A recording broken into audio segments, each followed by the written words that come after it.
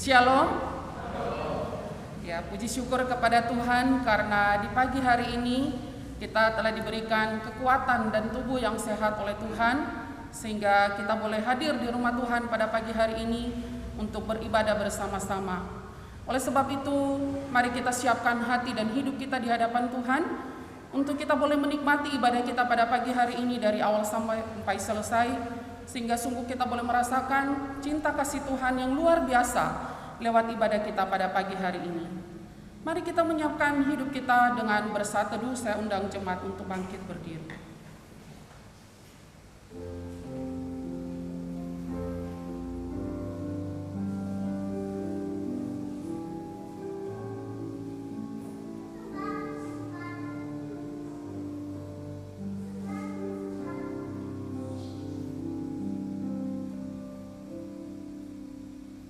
Amin.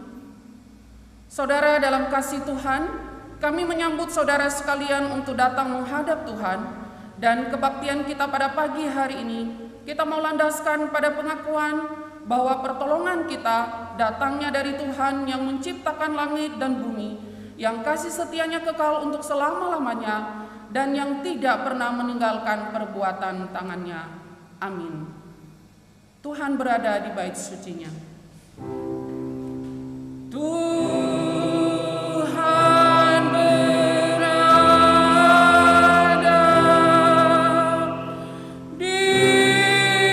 bait suci-Nya,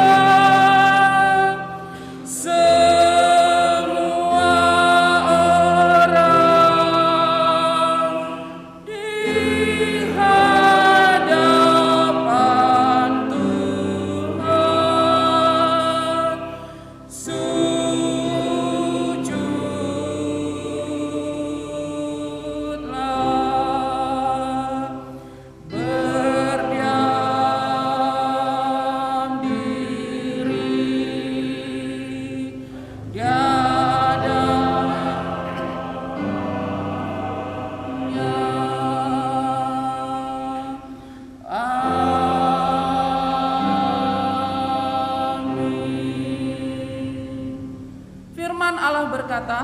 hendaklah kamu murah hati sama seperti Bapamu adalah murah hati.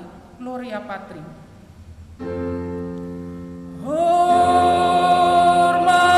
diberi bagi Bapa, Anak, dan Roh Kudus darimu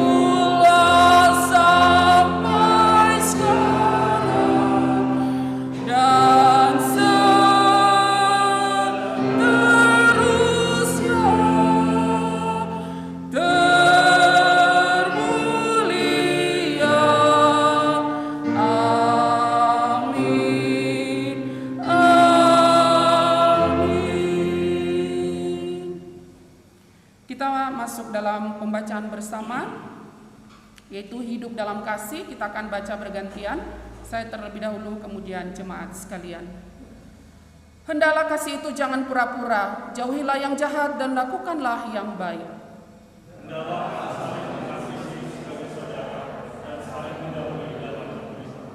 Bantulah dalam kekurangan orang-orang kudus, dan usahakanlah dirimu untuk selalu memberikan tumpangan.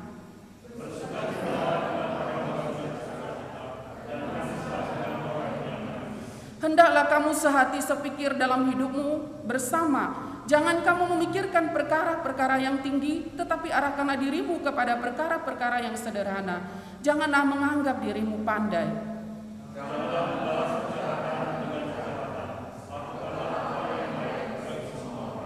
Sedapat-dapatnya kalau hal itu bergantung padamu, hiduplah dalam perdamaian dengan semua orang.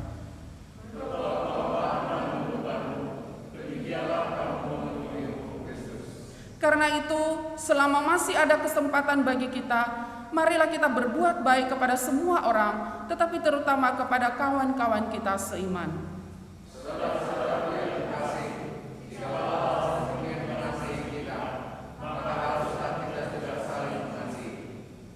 Amin.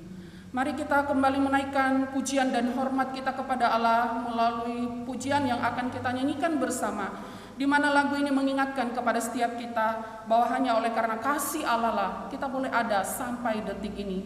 Dan biarlah oleh karena itu hati kita selalu dipenuhi dengan rasa syukur dan terus mengagungkan Dia karena kasih-Nya yang begitu besar, kasih Allah.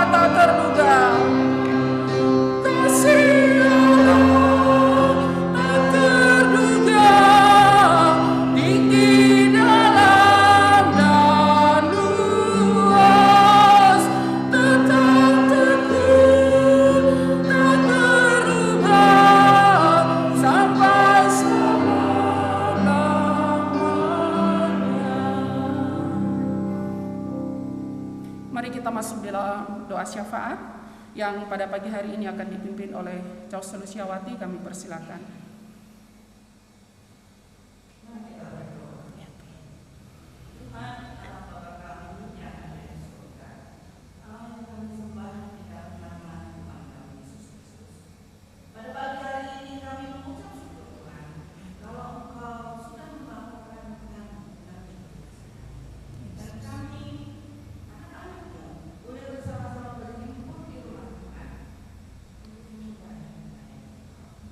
Kudus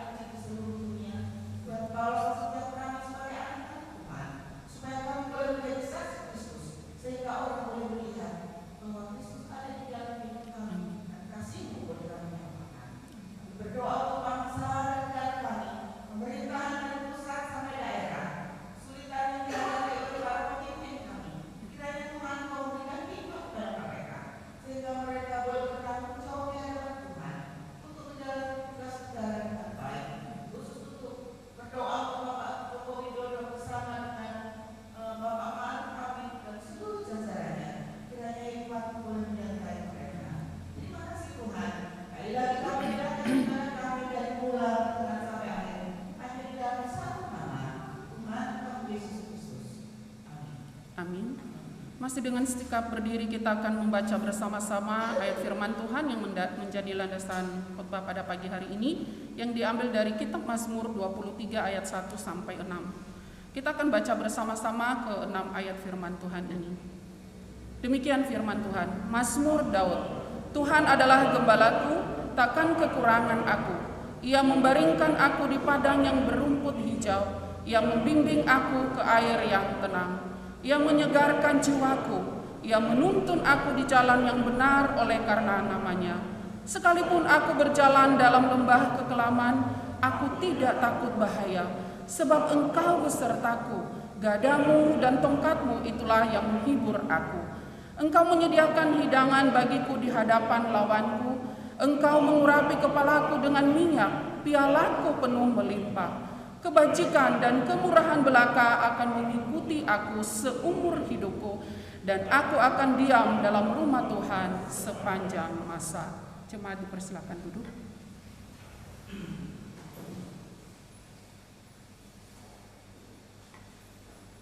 Kita diberikan kesempatan untuk memberikan yang terbaik kepada Tuhan melalui persembahan, di mana di depan ini kita sudah siapkan kotak persembahan. Jadi Bapak Ibu yang sudah mendapatkan amplop persembahan, nanti sekaligus boleh dimasukkan di depan ini secara beraturan, mulai dari sebelah kanan saya terlebih dahulu, demikian seterusnya. Biarlah kasih Tuhan yang kita boleh nyatakan dalam hidup kita hari ini, ketika kita boleh memberikan yang terbaik, persembahan kita yang tidak seberapa dibanding kasih Allah yang kita sudah alami. Hal itu boleh sungguh-sungguh mengingatkan kita akan pemeliharaan Tuhan yang tidak pernah meninggalkan kita, dan biarlah hal itu membawa sukacita bagi setiap kita, untuk kita tidak mau jauh dari Tuhan, tapi kita mau bersatu bersama dengan Dia. Kita bersatu dalam kasih-Nya. Kita nyanyikan pujian ini sambil kita memberikan persembahan.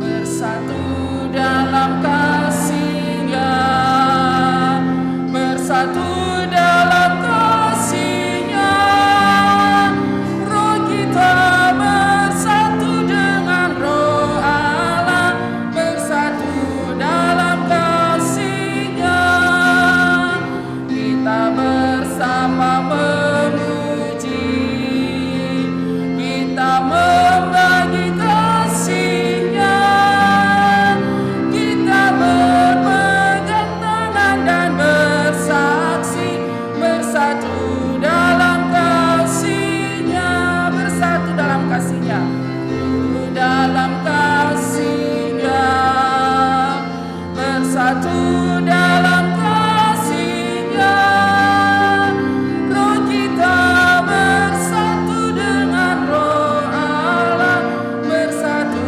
dalam kasih-Nya, kita bersama memuji, kita membagi kasih-Nya, kita berpegang tangan dan bersaksi, bersatu. Silakan musik terus menyanyikan.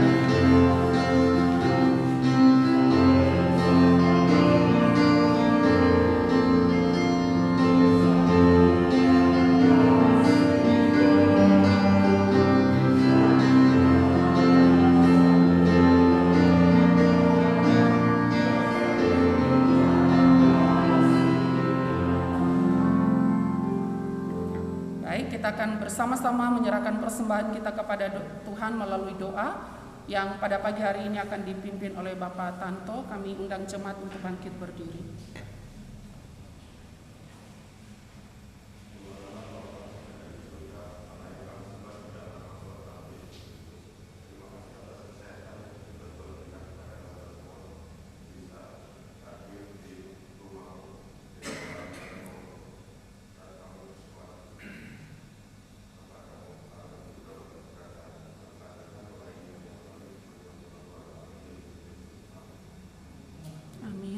Silakan duduk. Bapak Ibu, kita bersyukur karena pada pagi hari ini kita akan bersama-sama merenungkan sebuah tema, yaitu mengalami Tuhan dan mengabarkan kasih Tuhan. yang pada pagi hari ini untuk perdana Pak Pangeran melayani kita di tempat ini.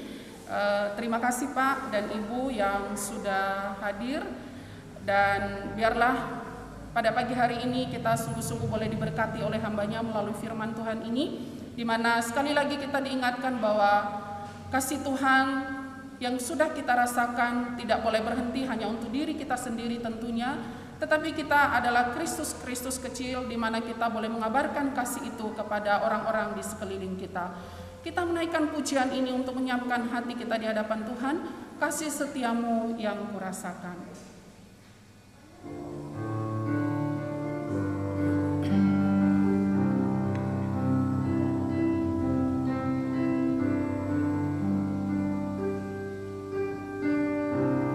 Kasih setiamu yang kurasakan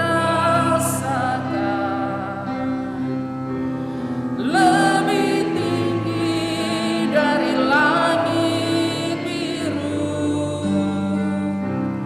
Kebaikanmu yang tak kau nyatakan lebih dalam dari lautan.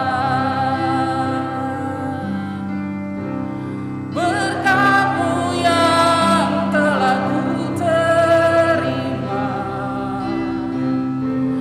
sempat membuatku terpesona.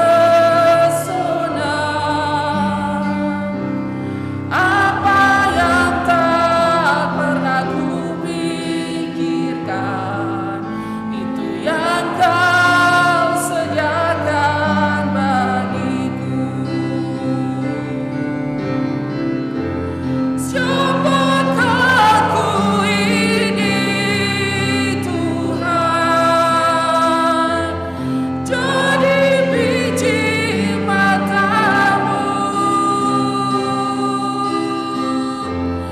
Dengan apakah ku balas Tuhan, selain puji dan sembah Kau. Kasih setiamu yang kurasakan, kasih setiamu yang kurasakan lebih tinggi dari langit biru. Kebaikan-Mu yang tak Kau nyatakan lebih dalam dari lautan. Berkat-Mu yang telah ku terima Tuhan, berkat-Mu yang telah ku terima sempat membuatku terpesona. Apa yang tak pernah ku pikirkan, itu yang Kau sediakan. Saya undang jemaat kita bangkit berdiri, kita katakan, siapakah aku ini Tuhan? Siapakah aku ini Tuhan, jadi biji mata-Mu. Dengan apakah ku balas Tuhan, selain puji dan sembah Kau. Kita katakan, siapakah aku Tuhan? Siapakah aku ini Tuhan? Kepada hambanya saya persilakan.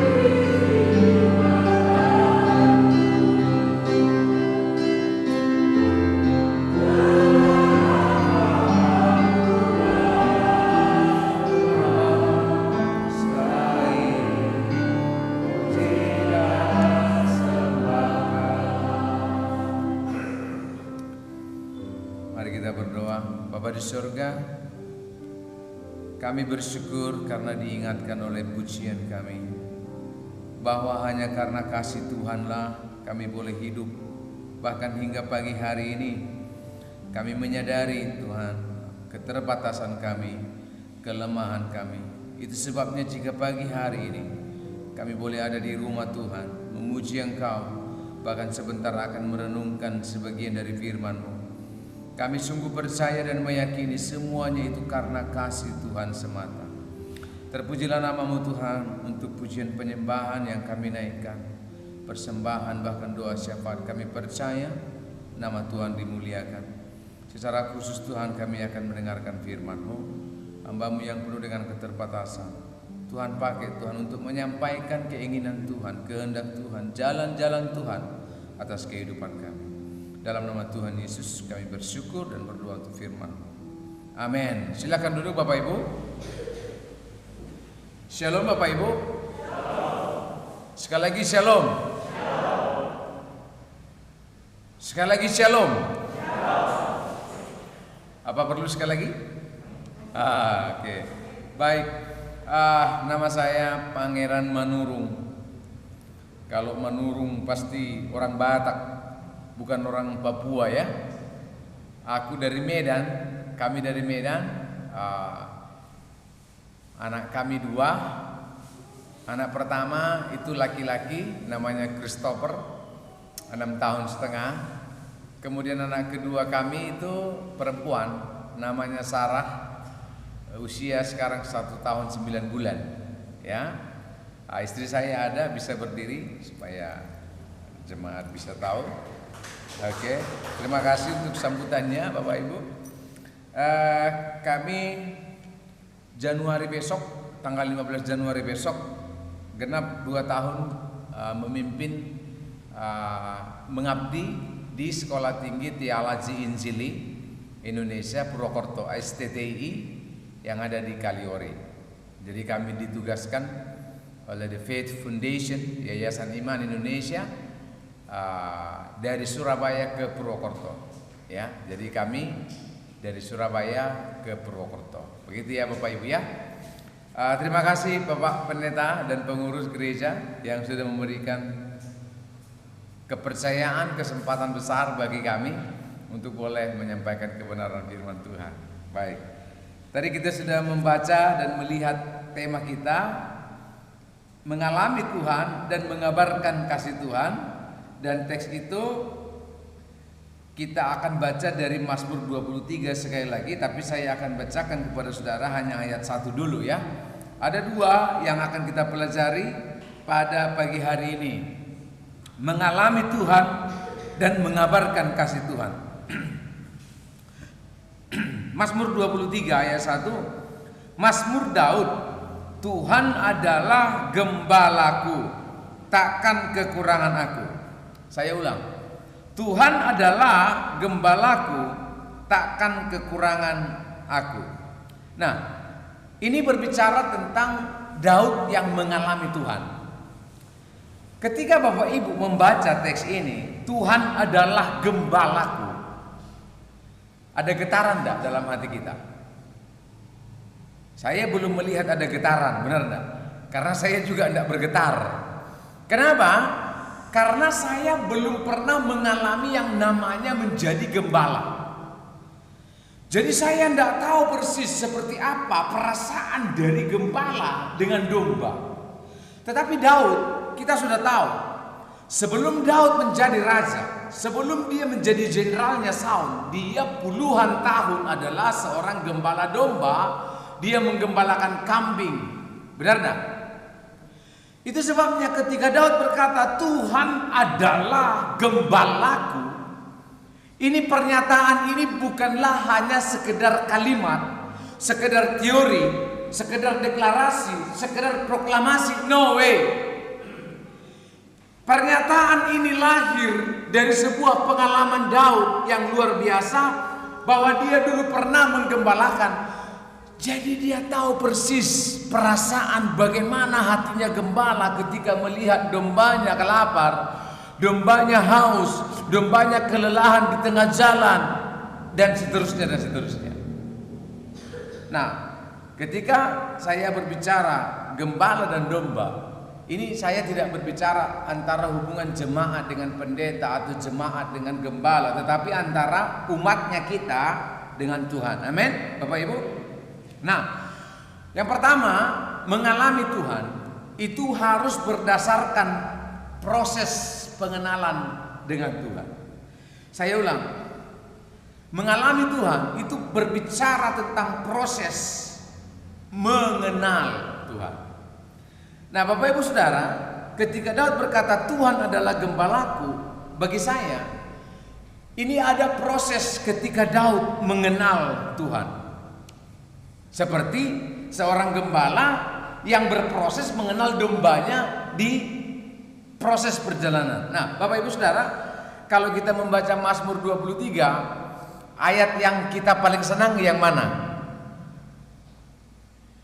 Ayat 2, ya kan? Ia membaringkan aku di padang rumput yang hijau. Apalagi ia membimbing ke air yang tenang. Ayat 3, ia menyegarkan jiwaku, ia menuntun ke jalan yang benar.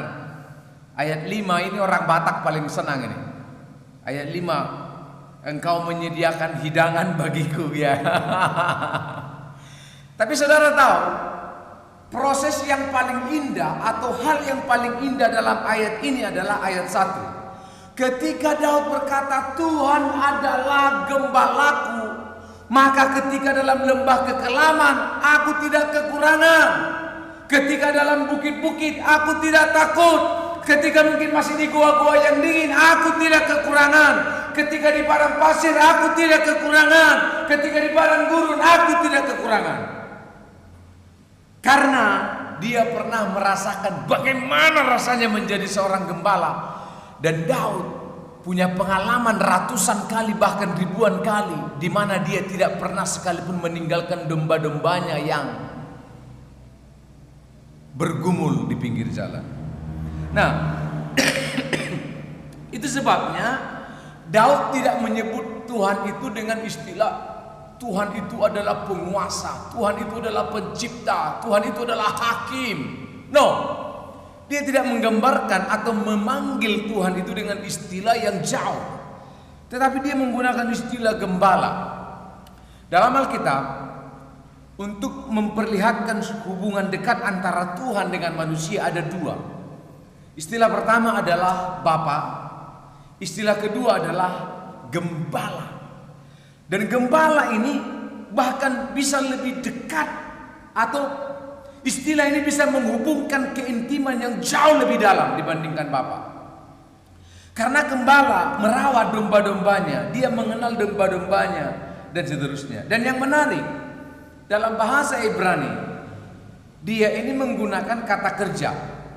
Jadi bisa juga diterjemahkan Tuhan menggembalakanku. Kalau gembala itu kata benda atau kata kerja? Gembala. Ini kuis yang tidak berhadiah ya. Gembala itu kata benda, menggembalakan itu kata kerja. Pemimpin itu kata benda atau kata kerja? Nah, pemimpin ini noun, kata benda. Memimpin itu kata kerja. Nah, dalam bahasa Ibrani ketika Daud menulis ayat ini, dia menggunakan kata kerja. Jadi dia bisa diterjemahkan Tuhan menggembalakanku. Artinya apa? Tuhan menggembalakanku itu secara aktif.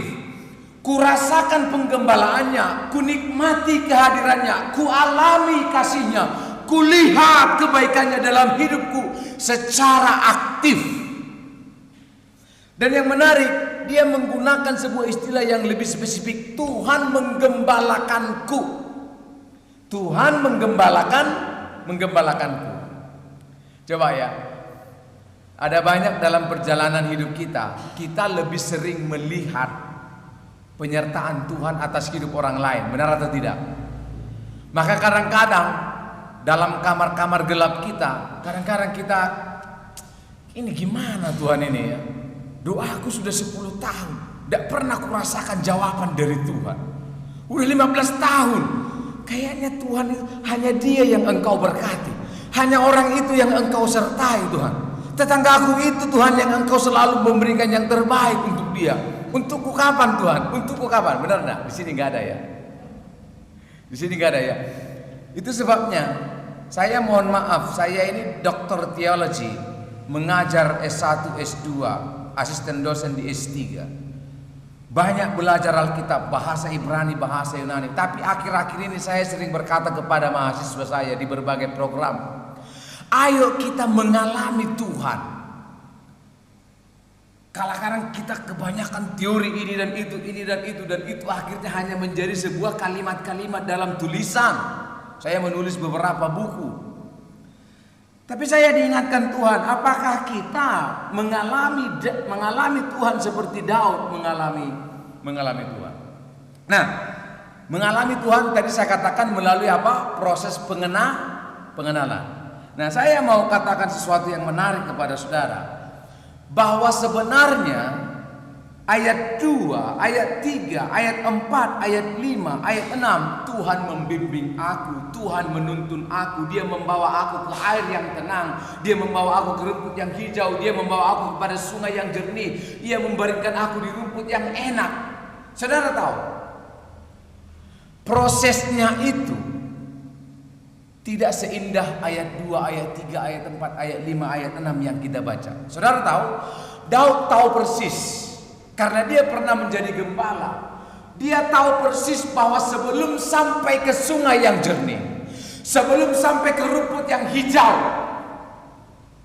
domba dan gembala harus melalui yang namanya bukit-bukit yang terjal, gunung-gunung yang curam, apalagi padang rumput yang liar, apalagi padang pasir, padang gurun yang kalau siang panas, kalau malam dingin sekali.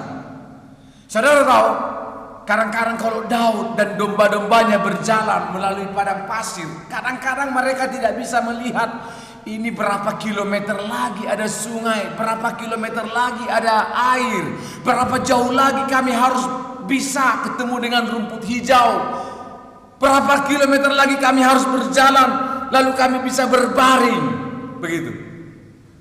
Nah, menurut ahli perjanjian lama, sebenarnya domba itu baru mengenal gembalanya itu bukan waktu sudah sampai di rumput yang hijau, bukan ketika sampai ke air yang tenang, bukan ketika sampai ke sungai yang jernih. Dr. Welton mengatakan, ketika di padang gurun, di padang pasir, ketika di bukit-bukit, ketika di gua-gua, ketika di gunung-gunung yang tidak jelas, itulah domba akan mengenal gembalanya dengan baik, dan gembalanya juga akan mengenal dombanya dengan baik. Amin. Jadi dalam perjalanan yang sulit itu, gembala akan mulai melihat mana ini domba-domba yang baru berjalan 1 kilometer udah bersungut-sungut, baru berjalan 2 kilometer sudah ke kiri dan ke kanan. Di mana itu gembala mengetahui? Di mana Daud mengetahui dombanya mana yang cerewet, mana yang suka bersungut-sungut? Di mana? Bukan ketika sampai di air sungai, bukan ketika sampai di rumput yang hijau, benar tak? Ketika di padang pasir yang panas, ketika di gua-gua yang berbahaya, ketika di padang rumput yang hanya berduri, di situ gembala akan mengenal dombanya, dan dalam proses itulah domba juga akan mengenal gembalanya dengan baik. Nah, lihat saya Bapak Ibu.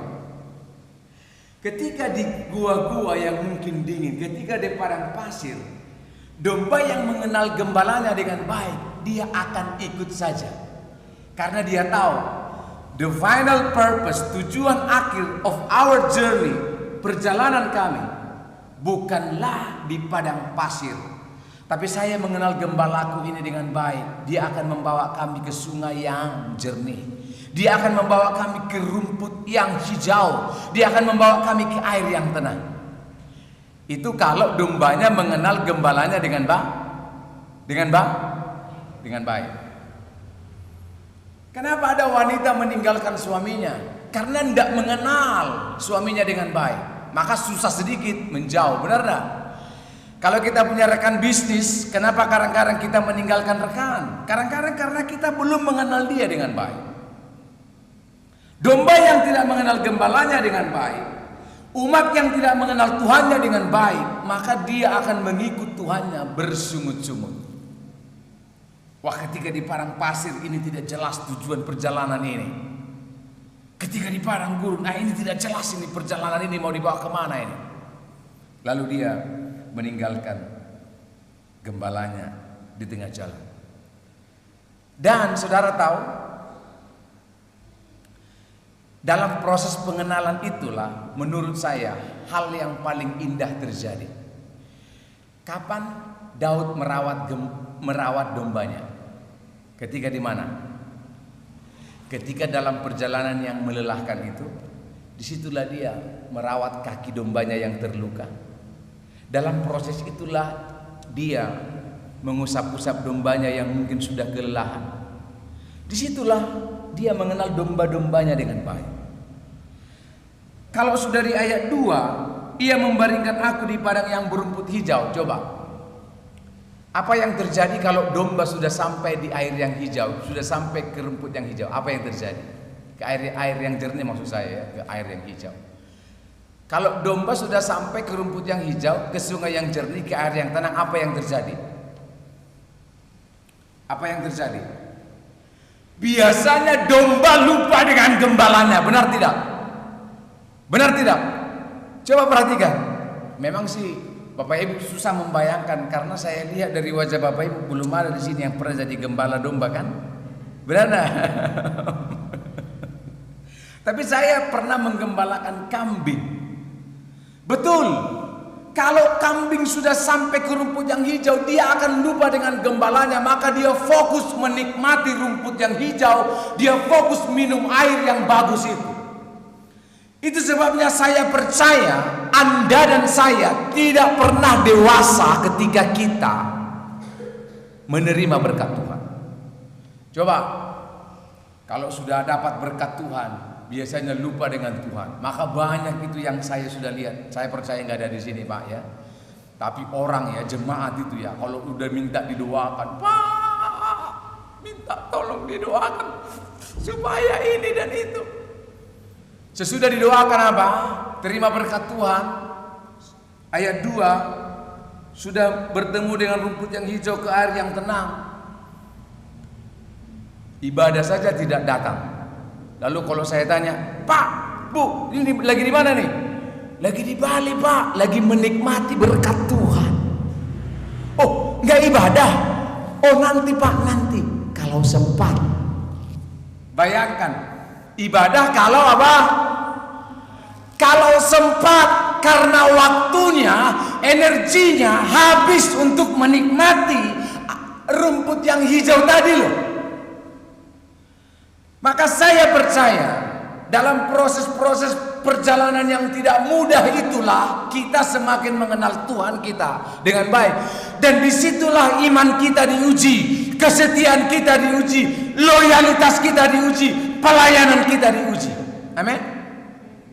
Ketika di padang pasir yang tidak jelas mana sungainya, mana airnya, mana rumputnya, disitulah kita sadar, Tuhan, tanpa Engkau mati aku di sini. Tanpa Engkau Tuhan pasti kami tersesat di sini. Tanpa Engkau Tuhan kami tidak mungkin bisa menemukan air yang tenang, rumput yang hijau. Dalam proses itulah. Itu sebabnya di ayat pertama ini jelas pengalaman Daud yang luar biasa dengan Tuhan. Maka dia berkata, mendeklarasikan, Tuhan adalah gembalaku, takkan kekurangan aku. Bapak Ibu, mari mengalami Tuhan dalam hidup kita, dalam keseharian kita. Amin. Ini penting. Sehingga dalam perjalanan hidup kita, mungkin ketika Anda masih di padang pasir, Tuhan adalah gembala. Mungkin masih dalam kesulitan, jawaban-jawaban atas doa-doa kita mungkin belum kita lihat.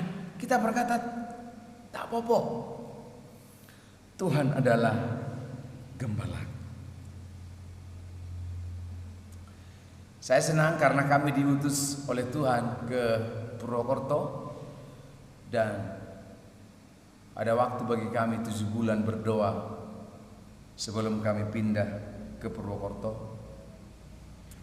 Dan saya bilang ke senior-senior saya, karena ada juga yang mengingatkan, ngapain ke Purwokerto?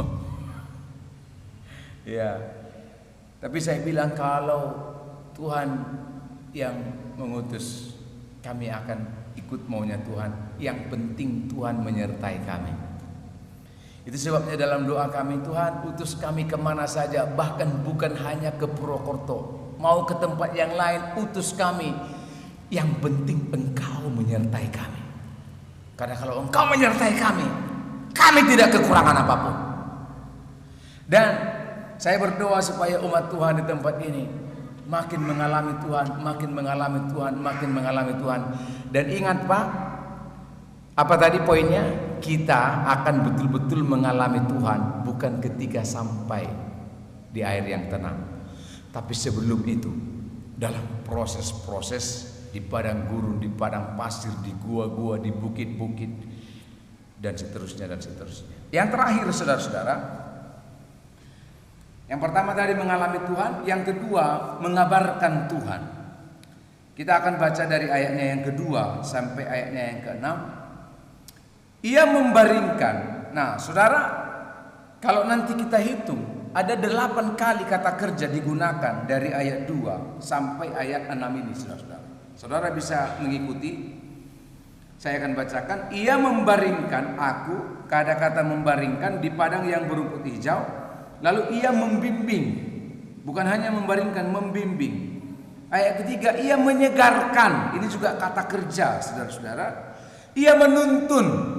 Wah, sudah dibimbing, dituntun lagi. Jadi ada rupanya perbedaan antara membimbing dan menuntun. Sekalipun aku dalam berjalan dalam kekelaman, aku tidak takut pahit, Engkau besertaku, gadamu dan tongkatmu itulah yang menghibur. Ia menghibur aku, bukan hanya membimbing, bukan hanya menuntun, ia menghibur, bukan hanya menyegarkan.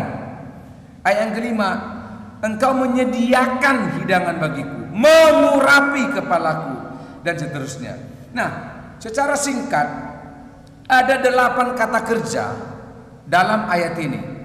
Membaringkan, membimbing, menyegarkan, menuntun, menyertai, menghibur, menyediakan, mengurapi. Dari ayat 2 sampai ayat 5, bayangkan ada 8 kali kata kerja tentang bagaimana Tuhan sebagai gembala menyertai kita. Saya kadang-kadang mencoba belajar ya, kenapa sampai 8 kata kerja di sini, sampai membaringkan, membimbing, menyegarkan, menuntun, menyertai, menghibur, menyediakan, mengurapi. Kenapa tidak begini aja? Tuhan adalah gembalaku, aku takkan kekurangan apapun, karena Ia memimpin aku. Habis.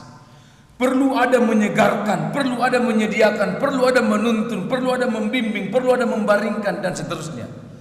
Saudara tahu, 8 kata kerja ini dibuat untuk mengingatkan betapa domba itu sangat bergantung dengan gembalanya.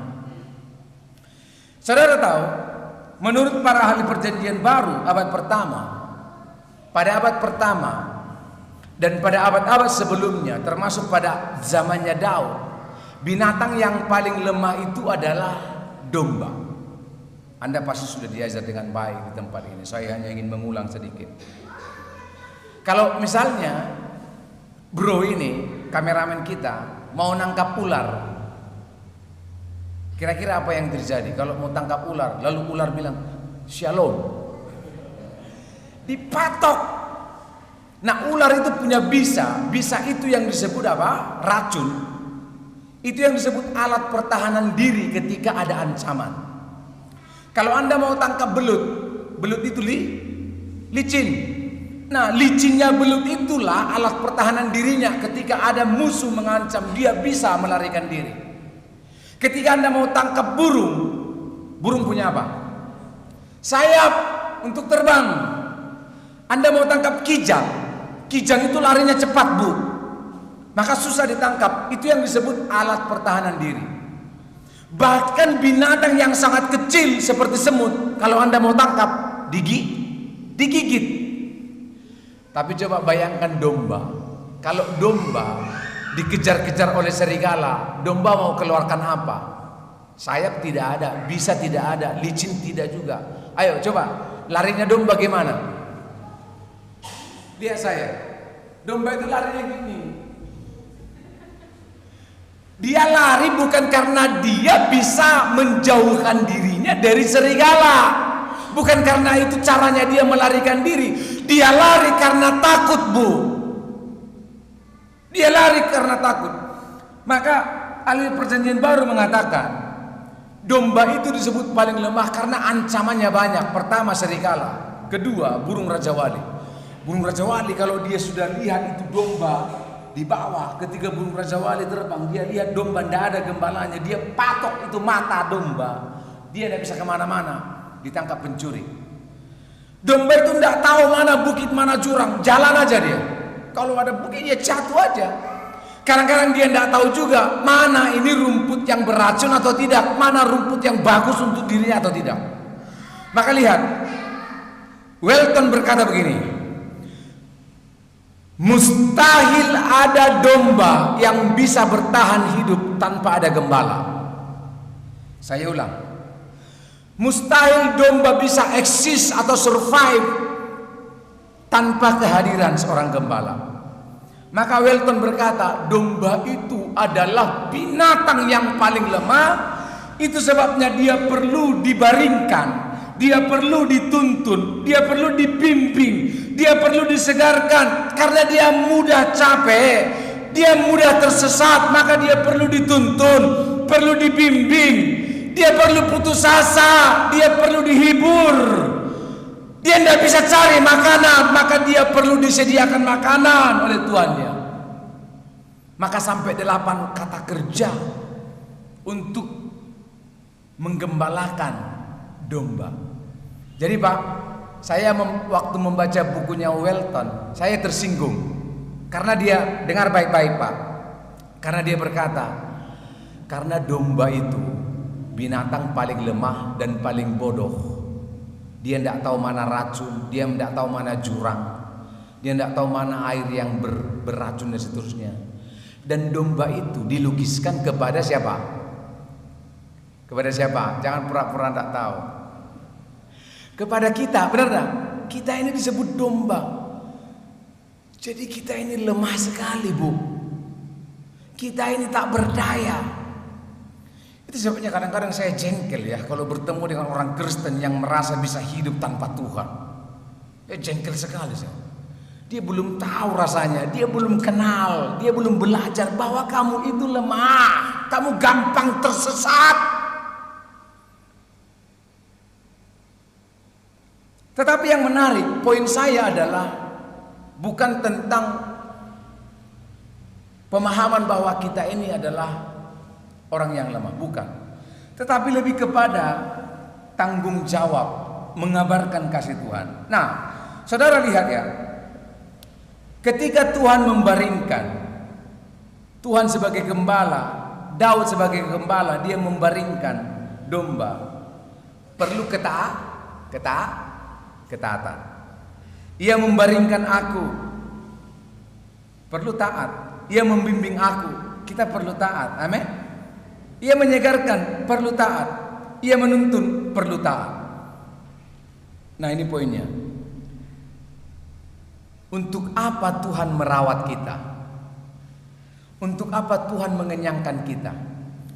Setelah domba itu dibawa dalam perjalanan oleh Daud, dombanya makin dewasa tidak? Makin dewasa.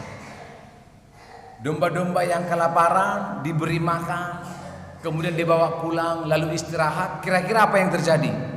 Dombanya makin dewasa.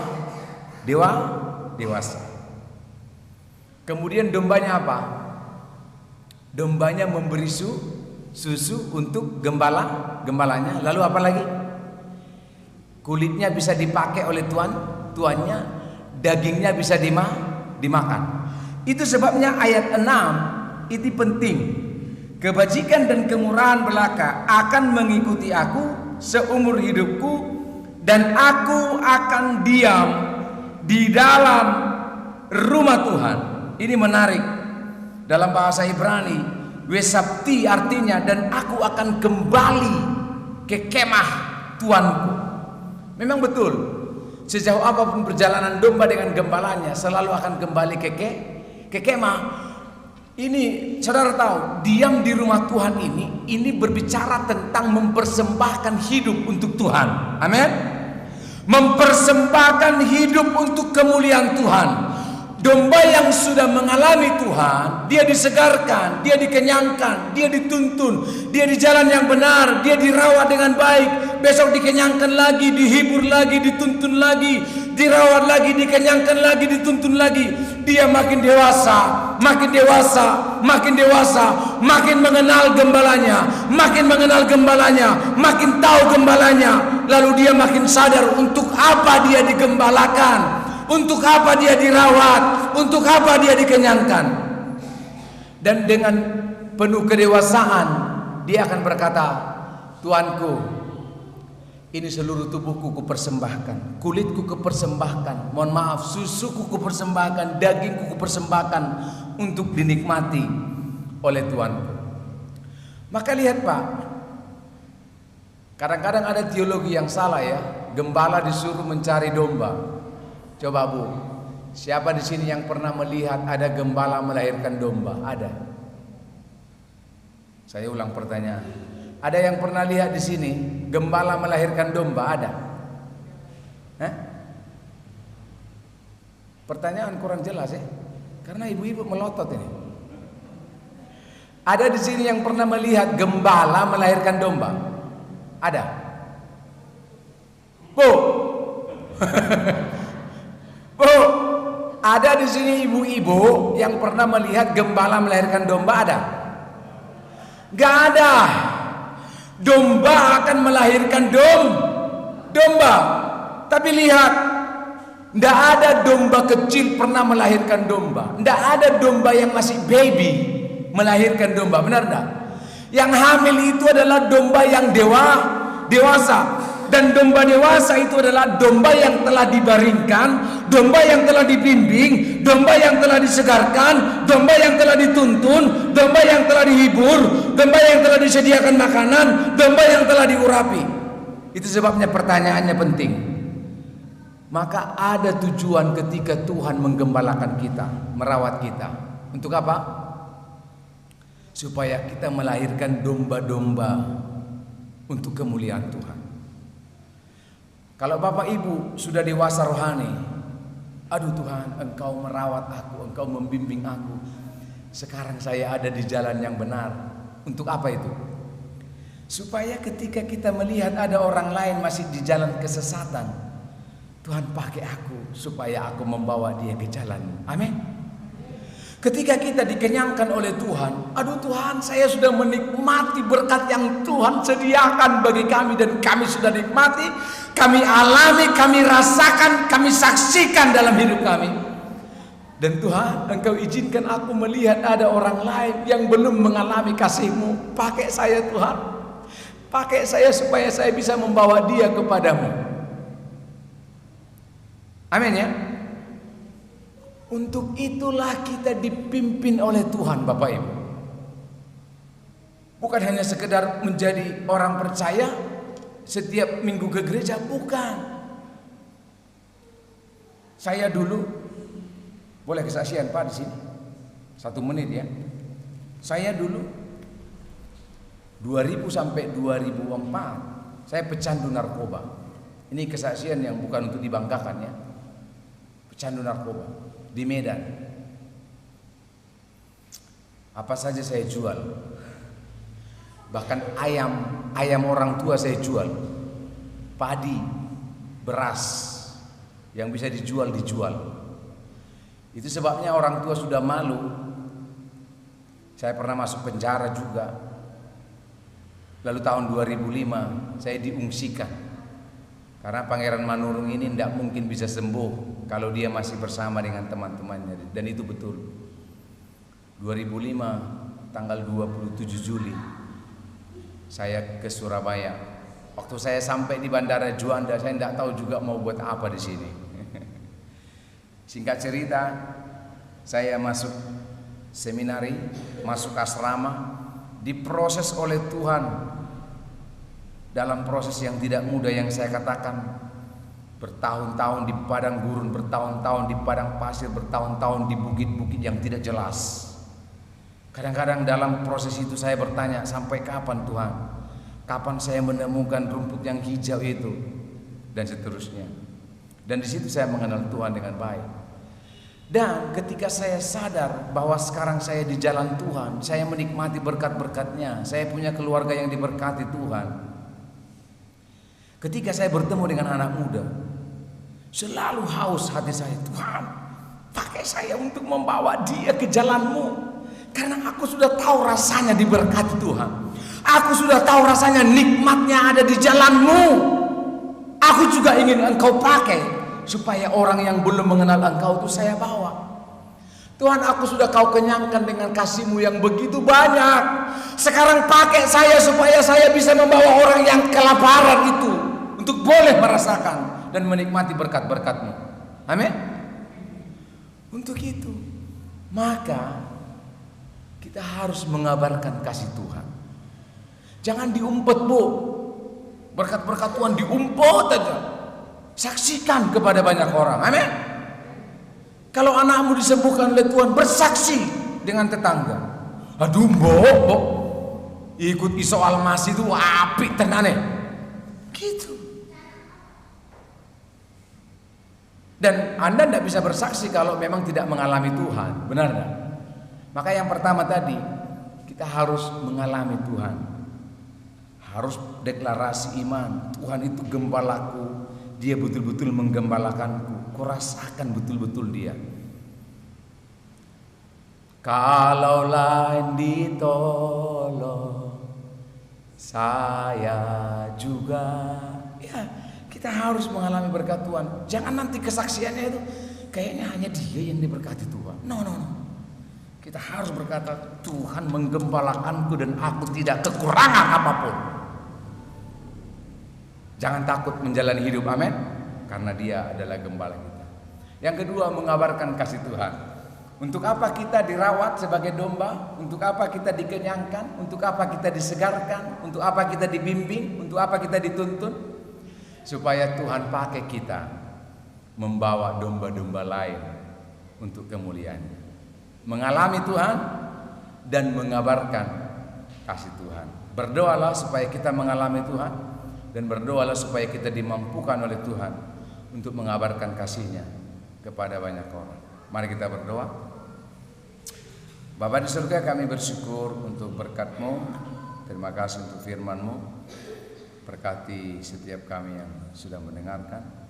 Dan atas pekerjaan Roh Kudus, setiap kami akan dibuat mengerti oleh Tuhan.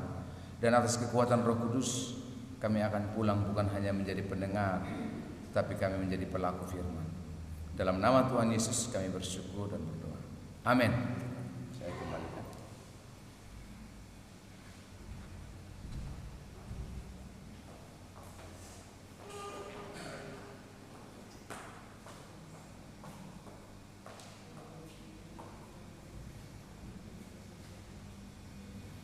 Ya, terima kasih kepada Bapak Pendeta Pangeran untuk firman Tuhan yang luar biasa yang sudah disampaikan kepada kita pada pagi hari ini.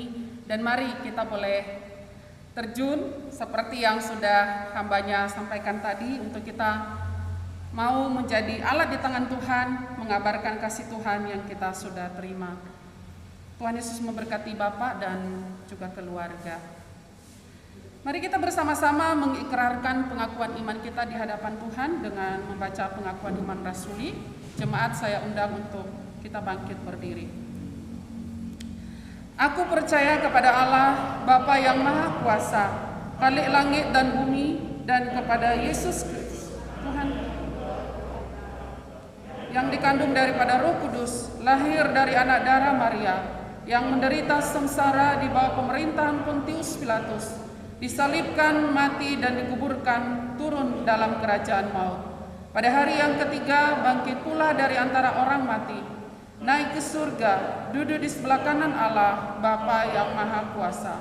Dan dari sana Ia akan datang untuk menghakimi orang yang hidup dan yang mati. Aku percaya kepada Roh Kudus, gereja yang kudus dan persekutuan orang kudus, pengampunan dosa, kebangkitan daging, dan hidup yang kekal. Amin. Mari kita kembalikan segala puji dan hormat kita kepada Allah untuk mengakhiri ibadah ini. Kita akan menaikkan pujian doksologi dan nanti kita akan terima doa berkat dari Bapak Pendeta Hadi dan kita akhiri dengan pujian amin.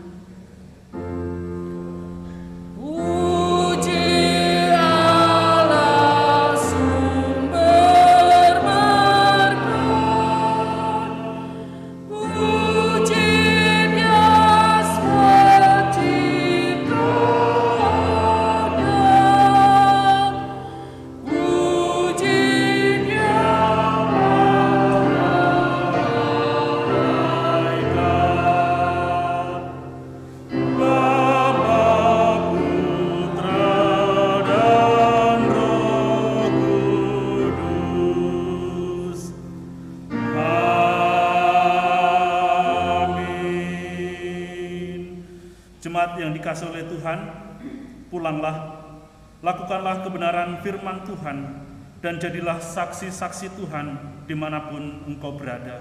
Arahkanlah hatimu dan terimalah berkat Tuhan. Kiranya Tuhan memberkati engkau dan melindungi engkau. Kiranya Tuhan menyinari engkau dengan wajah-Nya dan memberi engkau kasih karunia. Kiranya Tuhan menghadapkan wajah-Nya kepadamu dan memberi engkau damai sejahtera dari sekarang sampai selama-lamanya. Amin.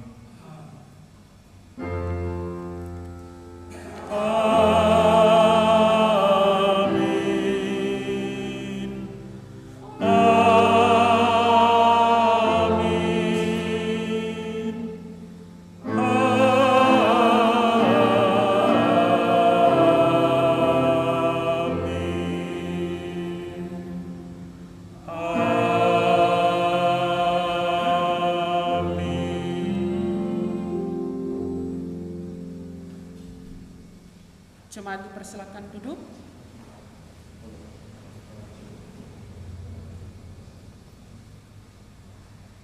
Sekali lagi saya mewakili jemaat dan hamba Tuhan, terima kasih kepada Bapak Pendeta Pangeran yang sudah melayani kita pada hari ini. Tuhan Yesus memberkati. Silakan Pak, mungkin masih ada tugas. Oke. Ya.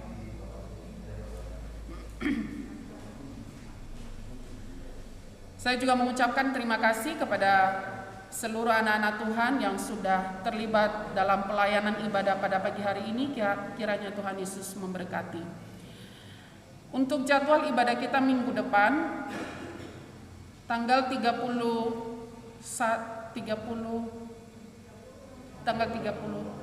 Oktober ya. Ya. Tanggal 30. Jadi nanti untuk warta berikutnya tolong tanggalnya disesuaikan ya Novita ya. Jadi untuk warta minggu depan itu sesuai dengan tanggal. Di sini masih 6 November. Udah 6 November gitu ya. Ya. Liturgis adalah Ibu Heni, doa syafaat Ibu Karsya, doa syukur Ibu Siti, LCD Saudari Tiara, pemusik Saudari Novita. Benar ya? Ya.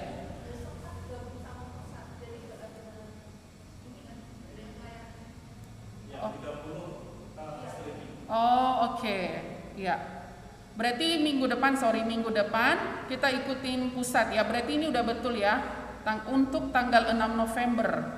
Ya, untuk tanggal 6 November liturgis Ibu Heni, doa syafaat Ibu Karsya, doa syukur Ibu Siti, LCD Saudari Tiara dan pemusik Saudari Novita. Nah, untuk minggu depan berarti kita ikut ibadah pusat. Jadi yang melayani semua full pusat, mungkin bagian di sini aja bagian teknisnya dan lain sebagainya. Ibadah dimulai pukul 8.30. Jadi lebih siang ya. Jadi nggak usah datang jam 7 pagi. Kepagian nanti. Jadi 8.30. Jadi bagi para jemaat yang nggak tahan lapar, jadi usahakan dari rumah makan dulu ya, karena kita sampai di sini langsung ibadah. Memang ada konsumsi yang akan disediakan, tapi akan dibagikan setelah ibadah selesai.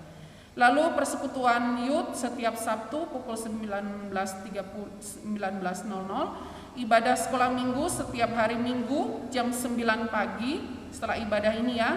Jadi kami terus berharap jemaat boleh mendorong anak-anak cucu kita yang belum ke sekolah minggu untuk ikut dalam ibadah sekolah minggu. Lalu baptisan air akan diadakan pada Minggu 27 November. Ini minggu terakhir ya, 27 November. Dan hari ini ada katekisasi terakhir pukul 10 pagi. Jadi bagi jemaat yang sudah ikut katekisasi selama ini nanti harap datang jam 10.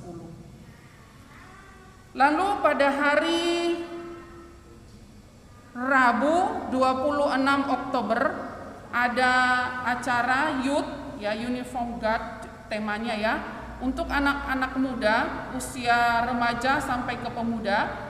Ada persekutuan youth yang dilaksanakan oleh Bamak di gereja GBT. Jadi bagi jemaat yang punya anak muda remaja boleh mengingatkan mereka dan langsung ke tempat ya menuju ke sana pukul 6 sore supaya anak-anak muda boleh semakin diisi ya, diberkati oleh firman Tuhan. Nanti untuk pengumuman selanjutnya kalau ada hal-hal lain berkenan acara ini akan diumumkan oleh Bapak Pendeta Hadi di grup youth.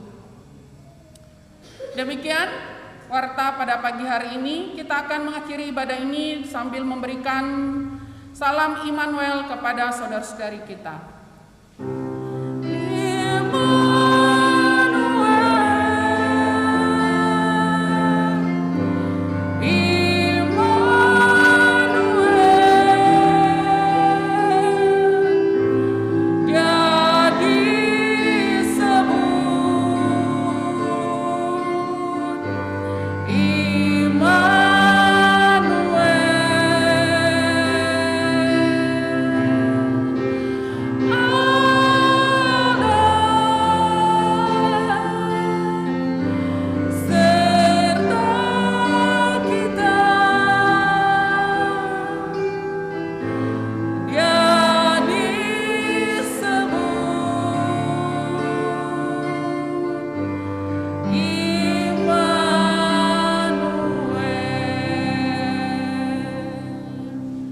Ibadah kita selesai, saat teduh. Selamat hari Minggu dan Tuhan Yesus memberkati.